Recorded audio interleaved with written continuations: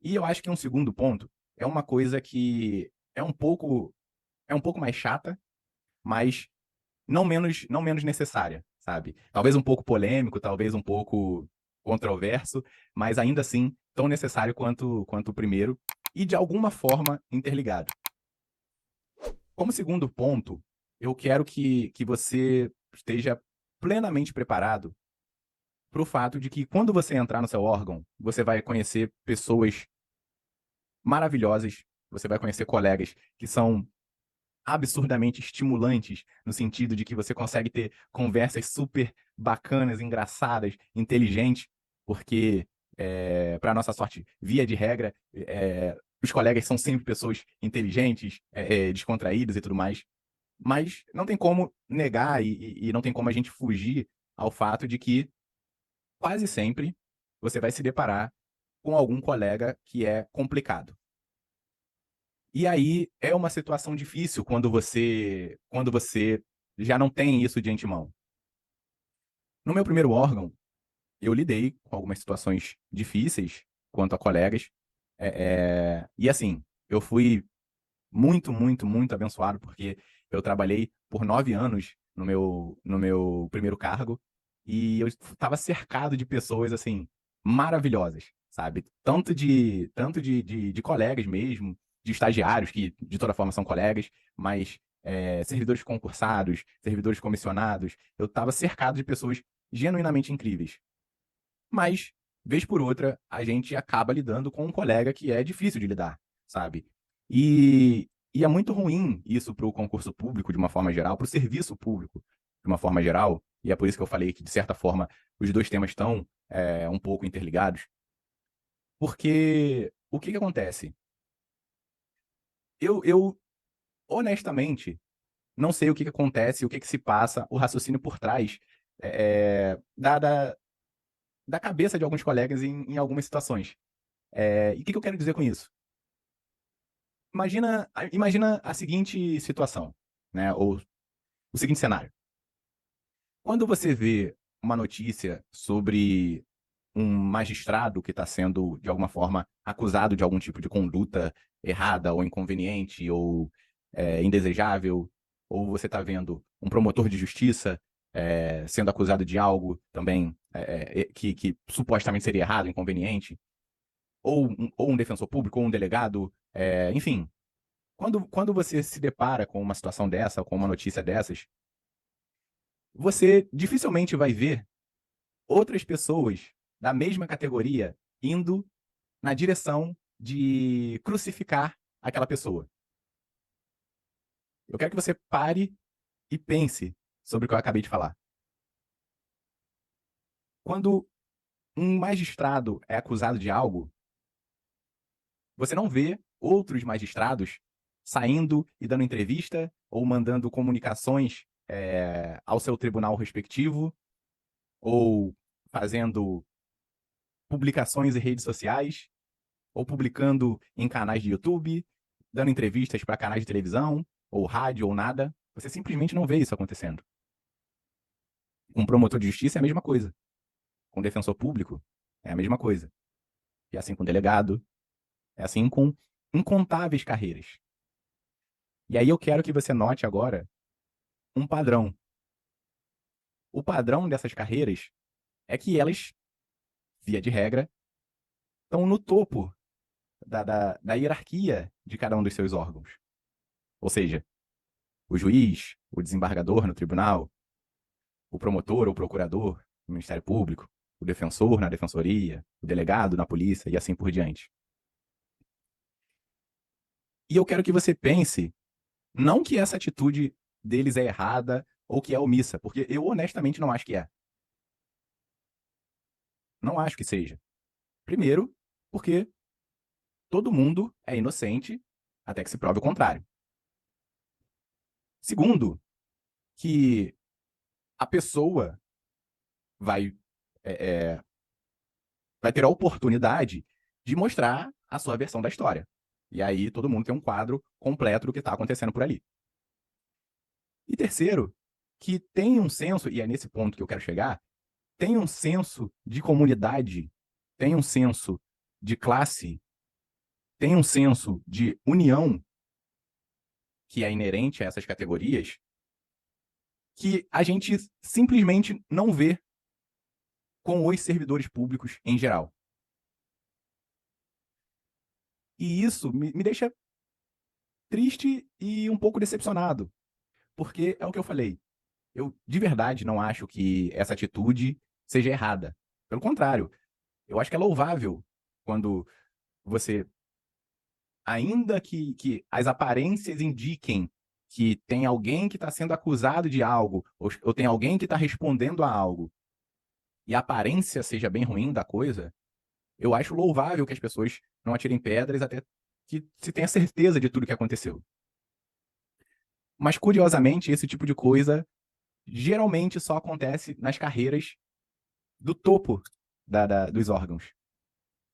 Então, incontáveis vezes, os técnicos e analistas, por exemplo, do Tribunal de Justiça, brigam entre si, tentam prejudicar uns aos outros, sabe? Tentam passar à frente um dos outros, empurrar o outro para trás, ou, sei lá, simplesmente prejudicar a troco de nada. E quando eu digo TJ, obviamente é para exemplificar, porque isso acontece em todos os órgãos. Eu vi isso acontecer na Defensoria, eu vi isso acontecer no Tribunal de Justiça, apesar de lá não ter trabalhado, eu vi na prática, porque trabalhava junto ao tribunal, na época que trabalhei na Defensoria, e vi isso acontecer na prática. Vi acontecer também na Defensoria. E vi acontecer também no Ministério Público, que é onde eu estou agora. E isso me entristece, porque muitas vezes a gente não tem esse senso de união e esse senso de comunidade que a gente vê nas carreiras de hierarquia superior. A gente não vê servidores se apoiando tanto em situações de dificuldade como a gente vê nessas carreiras. A gente não vê servidores necessariamente se abstendo de dar opiniões sobre coisas quando um colega está em uma situação ruim. Isso quando o próprio servidor não causa a situação ruim para outro servidor só para ver o circo pegando fogo, como se diz. Isso é muito ruim.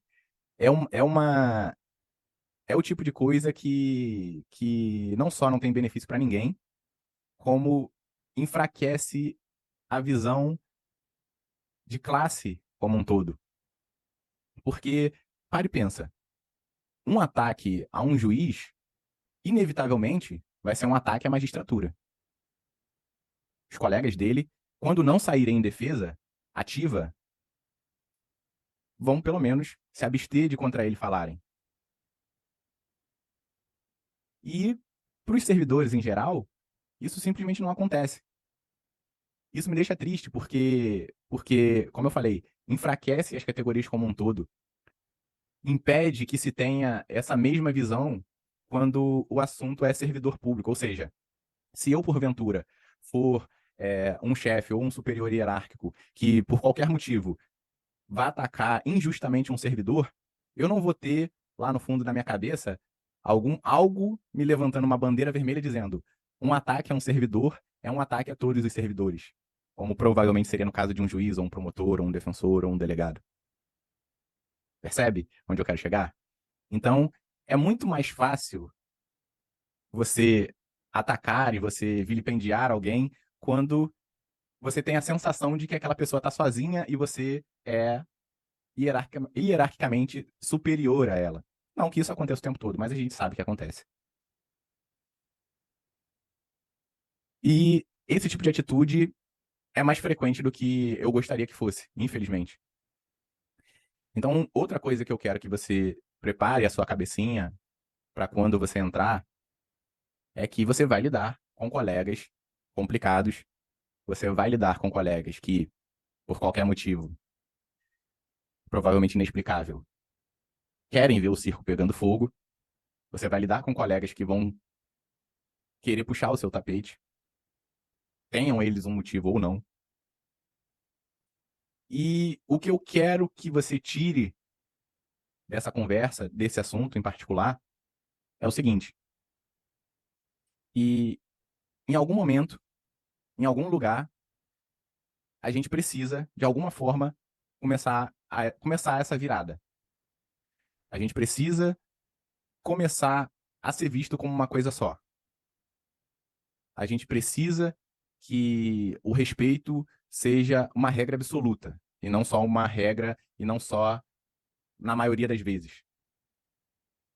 A gente precisa que, quando alguém pense em fazer algo contra um servidor público, que tenha em mente que atacá-lo ou atacá-la é igual a atacar a todos que com ele dividem é, aquele órgão, aquela função.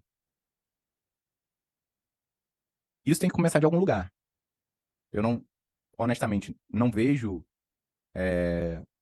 muitos passos sendo dados nessa direção. Infelizmente, não vejo isso sendo muito falado sobre as pessoas, porque não é um tema necessariamente que vai trazer milhões de acessos para o canal de YouTube das pessoas. Então, fatalmente, ninguém aborda. Mas, para a gente aqui, mais importante do que ter 1 milhão de visualizações em cada vídeo é a gente começar algum tipo de mudança, seja na cabeça das pessoas, seja na cultura, e, de alguma forma, começar a virar as coisas na direção de, sei lá, de uma prospecção melhor, entende? E eu acho que, possivelmente, a melhor forma de fazer isso é conversando com as pessoas que, eventualmente, ainda não são servidores. Porque aí elas já entram oxigenadas, elas já entram com uma cabeça preparada para os desafios que elas vão encontrar lá e, ao contrário de muitos de nós, e aí eu me incluo, não vai aprender as coisas na tentativa e erro. Já vai estar preparada para a maioria dos desafios, pelo menos. Então é interessante que você já tenha isso na sua cabeça, que você vai lidar com pessoas difíceis, que felizmente elas não são a regra, mas existem, que mesmo não sendo a regra, e podem causar danos sérios para as pessoas e para o serviço, mas que isso tem que mudar. Isso tem que ser começado a mudar em algum momento, de alguma forma. E eu acho que, assim, não tem momento melhor do que o agora e não tem lugar melhor do que o aqui, sabe? Então, quando você entrar lá no seu órgão, primeiro, entenda bem a cultura do lugar. E segundo, tenta sempre se portar como uma pessoa que quer o melhor para o serviço, que quer o melhor para os colegas, que tenha, que tenha a noção completa de que o serviço e os servidores são uma coisa só, que está interligada, que nenhum servidor é uma ilha em si só, sabe? Que estão todos conectados. E que essa noção e que a união pode trazer benefícios assim que a gente sequer consegue conceber hoje em dia. Eu acho que esse é o caminho. E eu acho que tudo começa por a gente oxigenar as pessoas que estão chegando para se preparar e para começar uma virada nesse sentido.